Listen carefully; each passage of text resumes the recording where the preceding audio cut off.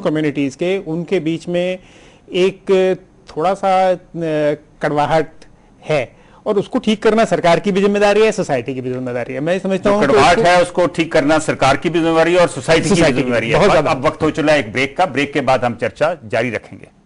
Break के बाद आपका स्वागत है। हम बात कर रहे हैं गोधरा कांड पर आए अदालत के फैसले की। अशोक, 9 साल बाद एक फैसला हुआ और जिन केसेस में सुप्रीम कोर्ट ने एसआईटी फॉर्म की थी उसके 8 केसेस और हैं। ये why is the judicial system moving so slow? Judicial system के साथ साथ इसमें प्रोसिक्यूशन की जो इन्वेस्टिगेशन एजेंसीज हैं उनका मुझे लगता है बहुत बड़ा रोल है। अगर आप एक इंक्वायरी सेट करते हैं एक घटना के कुछ ही दिनों के बाद और उसकी रिपोर्ट आती है 8 साल के बाद, तो मुझे लगता है कि ये सिर्फ इंक्वायरी वाले जज की जिम्मेदारी नहीं है, उसके साथ जो इन्वेस्टिगेशन टीम है वो भी कहीं ना कहीं उसके लिए जिम्मेदार है। अब जो एसआईटी बनाई है इसकी जरूरत क्यों पड़ी? क्योंकि जो इन्वेस्टिगेशन की प्रोसेस नॉर्मल है विच इज द स्टेट, वो ऑब्वियसली अगर कहीं शक के दायरे में है तभी ये करना पड़ा। वो तो जाहिर है, हाँ, वो शक के दायरे में है, इसलिए एसआईटी बनी। और एसआईटी ने कितना टाइम लगाया ये देखिए। अगर एसआईटी ज्यादा टाइम लगाती है तो उसके लिए जुडिशरी को जिम्मेदार नहीं मान सकते, पर ये सारी प्रोसेस इतना टाइम ले, ये क्रिमिनल है, ये क्रिमिनल नेग्लिजेंस है हमारे जुडिशियल डिलीवरी सिस्टम का। और इसको ठीक करना मुझे लगता है कि बहुत बार हम लोग बहुत लंबी वेट है जो एक्यूज है उनके लिए भी और जो फैमिलीज विक्टिम्स हैं उनके लिए भी। बिल्कुल। अरशद खान, अभी और कई केसेस बाकी हैं। जो फायर इंसिडेंट हुआ ट्रेन में, उसके बाद जो हिंसा हुई गुजरात में 2002 में, इस सब प्रोसेस को स्पीड अप करने के लिए क्या करने की जरूरत है? I wish, but I don't hope that this judgment will speed up those cases, because the violence that erupted, mindless violence after the Godhra incident, was state sponsored, and personally I feel who is going to go and find evidence against the state? My submission, and please allow me to go a little lateral here, is that there have been several... Sorry, let me come back to you. You said who is going to find evidence against the state? State itself, when it has been a state-sponsored terrorism. I personally feel that the entire violence that followed the Godhra incident was completely state-sponsored. I say it on record. What I do wish to also state... Ashok, would you agree with that it was state-sponsored violence? No, it seems to me that if this incident was pre-planned, then state-sponsored violence would be in the area of doubt. I would not agree with that flatly, that if this is a case where an incident takes place as a conspiracy, then how is it possible for the state to plan against that and not stop the incident? The widespread violence that followed this incident is a clear reflection. There have been sting operations that have been conducted by several television channels in which people have gone on air and said very proudly, unabashedly, unashamedly, they have said, yes, we have committed it. There have been many findings that say that the state administration was quiet. It looked the other way when so many innocent Muslims were being killed. This is not just a matter of instant reaction of a few people. This is something which is to a very large extent not just sponsored but planned, carefully executed, and now people have all the defense mechanisms in place. So if you are really looking at justice, if it was not state sponsored, maybe the state looked away when it was happening.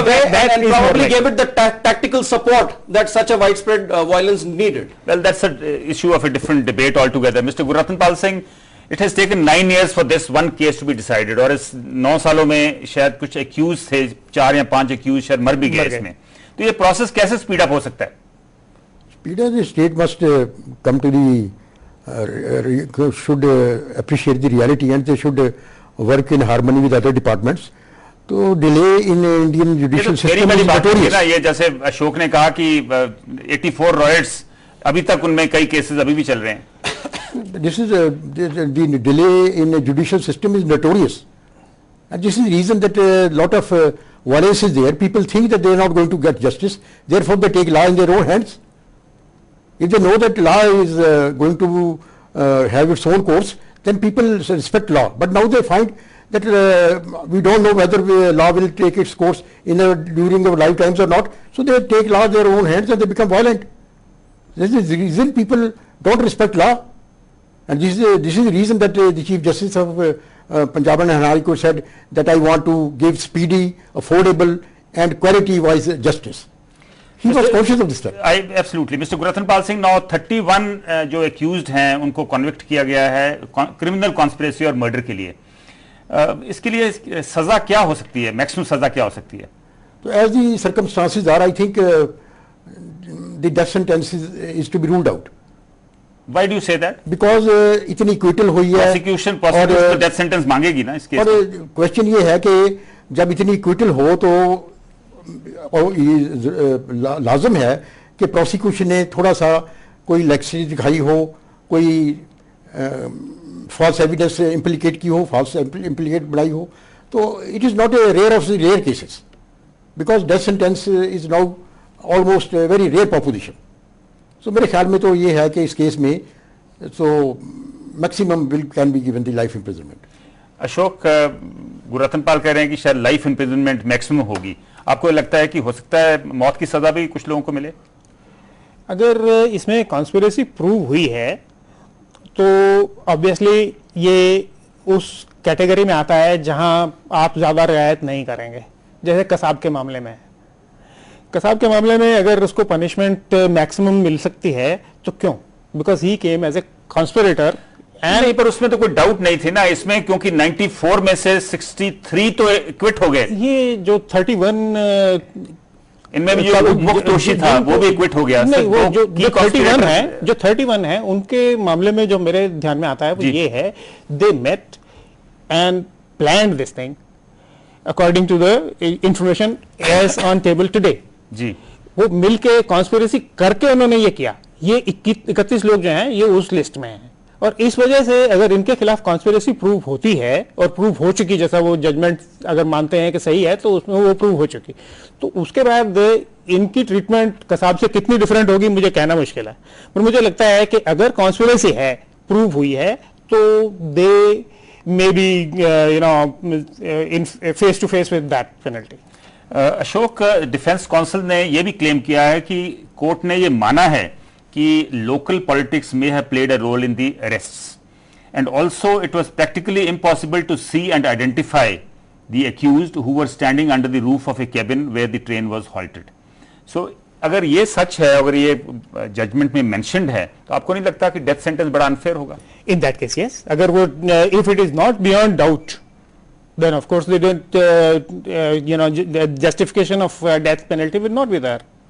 Arshad, आप क्या कहेंगे कि इन हालात में, जो हालात बने हैं, जिस हालात में ये वर्डिक्ट आया है, कि डेथ सेंटेंस पॉसिबल है?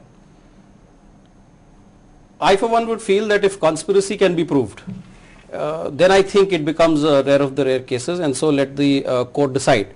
But personally, with the number of acquittals that have happened, I don't really see that happen. Another thing is, I would be more than happy that if found guilty, they go to the gallows, they have death penalty. But I wish to see that similar exemplary deterrent judgments are also passed against those who convicted, who were part of the violence post the Godhra incident. But I think because then judgment would be fair. Every case will have to be seen individually. You can't say that because this judgment was sentence was given in one case, you have to give it to the other. No, sir, I generalize. You can't generalize. I am not generalizing. Ratanji, is that right? I don't think the courts generalize. Every case is to be seen its own perspective. But I am saying, sir, if judgment is to be given in a very fair manner, this was mob violence in which people got killed. That was mob violence in which larger number of people got killed. But please look at it as equals. Yes, but the evidence which has gone against the people who have been convicted, forensic science laboratory की report ने जो evidence दिया है, वो judge has gone by that. So that's a very hard evidence, isn't it? Judges also relied on confessional statements done under POTA. Judges also relied on just one statement that has been recorded under 164. There are several things that have been pros and cons in it. Again I will reiterate my statement to say, what happened to all the cases? Where are they standing? The cases in which people got killed, innocent people got killed, where are they standing? What is the case today? Those cases are still on, so we can't relate this case with. But do you personally, sir, I mean, anybody in the panel thinks that they are anywhere near closure? Are they anywhere near closure? No idea. Absolutely. I think that's. And now here is a figure that I'd like to mention. Quickly, you are running out of time. This says that as many as 253 witnesses were examined during the trial and over 1,500 documentary evidences were presented. Of the 134 accused, 14 were released due to lack of evidence, 5 were juveniles, 5 died during proceedings over 9 years, and 16 are absconding. That's right. This is the figure. We just have 1 minute left now. Mr. Guratnpal Singh, defence council जो defence वकील था उसने ये भी कहा है कि test identification parade जो थी वो नहीं करवाई गई।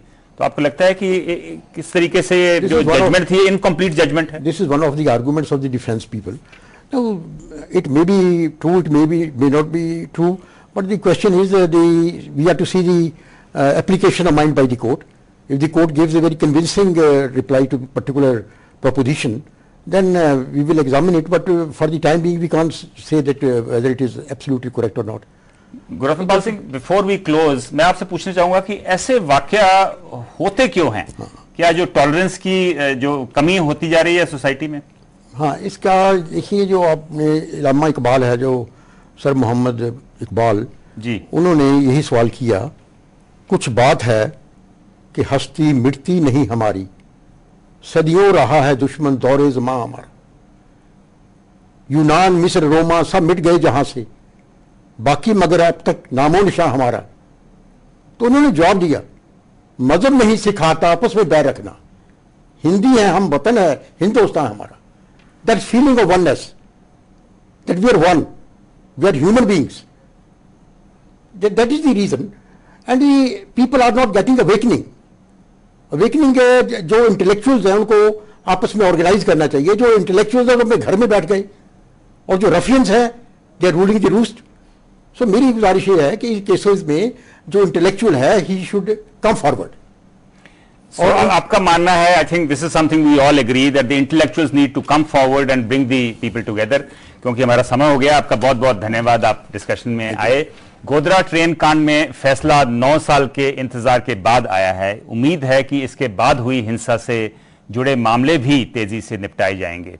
साल 2002 गुजरात में हुई हिंसा भारतीय लोकतंत्र पर काला धब्बा है, और इन मामलों की निष्पक्ष सुनवाई ही इस बदनुमा दाग को धो सकती है।